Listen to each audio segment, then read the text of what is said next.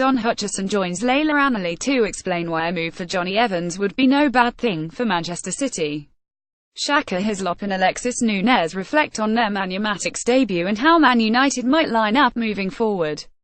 Brian McBride questions whether or not Mourinho is making the right move to hold off on any additional Man United signings.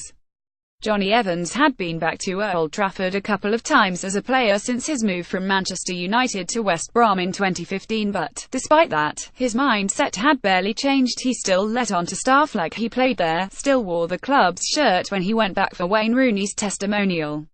But having gone back to do an interview for MUTV, he walked pitchside in the empty stadium and took a few minutes for himself. Had forgotten how amazing Old Trafford was and, as he stood there, thought how lucky have I been to play so many games here, except it wasn't all luck, but hard work, talent, excellent coaching and drive. Evans didn't want his time at the club to end with a sale to West Brom in 2015 for a bargain £8 million. He also thought that he was going to Everton in the month before he left, only for the deal to fall through, but that's football. Sometimes, decisions around a simple game are unfathomable. A year later, just after he'd marked Poland's Robert Lewandowski out of a Euro 2016 game in Nice for Northern Ireland, Arsenal tried to sign him. On Wednesday, Manchester City bid £18 million for the 29-year-old. It was rejected, but City are likely to return with another offer for the lifelong Manchester United fan. The appeal for Evans would be obvious.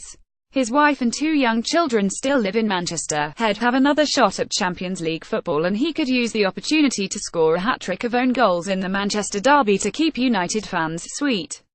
Few United fans were complaining when he was sold, yet his departure saw United lose a very good defender who had cost the club nothing. Experienced but still young player, Evans learned from Rio Ferdinand and Nemanja Vidic and played almost 200 games for the club by the age of 26. Maybe he didn't reach the level of his illustrious teammates, but which defenders did? There were those at Old Trafford who felt Evans could have pushed himself harder, and others concerned by his injury record, but he played in 3 Premier League winning teams and a side that was crowned world champions in 2008. Evans' United stock hit a low point at Newcastle in March 2015 when he appeared to spit at Papas Cisse. Though he vehemently denied any intention, he received a 6-match ban. A few days earlier, he had been booed by his own fans at Old Trafford after passing the ball back to David De Gea from the halfway line. Supporters, frustrated with Louis van Gaal's style of football, chanted "Attack, attack, attack." Johnny Evans, left, has revived his career after leaving Manchester United for West Brom.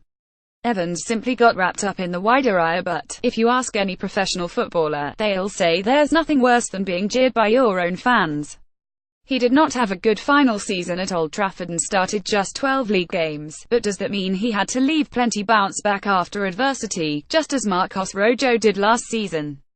Van Gaal's sales weren't always the correct decision, and Jose Mourinho told Michael Keane that he wouldn't have moved him had he been in charge when the defender joined Burnley in 2015. Meanwhile, Sir Alex Ferguson also thought it was a mistake to sell Evans. West Brom manager Tony Pulis called ex-United boss David Moyes about Evans and Darren Fletcher and received positive appraisals for both. So Evans left for West Brom for a knockdown price and was soon taking long drives down the M6 with Fletcher, who also had a decent United career before suffering under Van Gaal. Popular, positive dressing room influences, both saw their confidence and form pick up by playing every week, and they became West Brom's best players. Not that they were always impressed with the Baggies' playing style after a life learning a finer, trophy-winning art. Johnny is an intelligent and astute footballer, former United assistant manager Mike Phelan told ESPN FC. He has a good range of passing ability and is strong in the air. Johnny has leadership qualities from the point of view that he understands the game and can get the message across. That's why HE's been made West Brom captain. HE's experienced for club and country. HE's still capable of playing at the highest level and still wants to achieve. His career started early and he learned his discipline early. HE's had his moments, of course, but HE's enjoyed a good career and HE's good enough to rise and play for a top 4 team. One of his former teachers at Ashton-on-Mersey School, David Law, said at one end, "You had a boy like Johnny Evans who was a genius. He got all A's in his exams, including 4A. He also got A levels. He was absolutely brilliant. Law is a City fan and will be delighted if his former student joins them, but players are selected because of what they do on the field rather than in exams.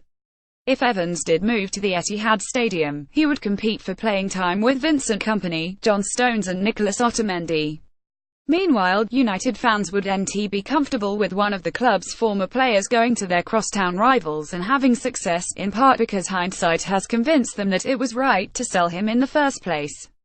Andy Mitten is a freelance writer and the founder and editor of United We Stand. Follow him on Twitter at Andy Mitten.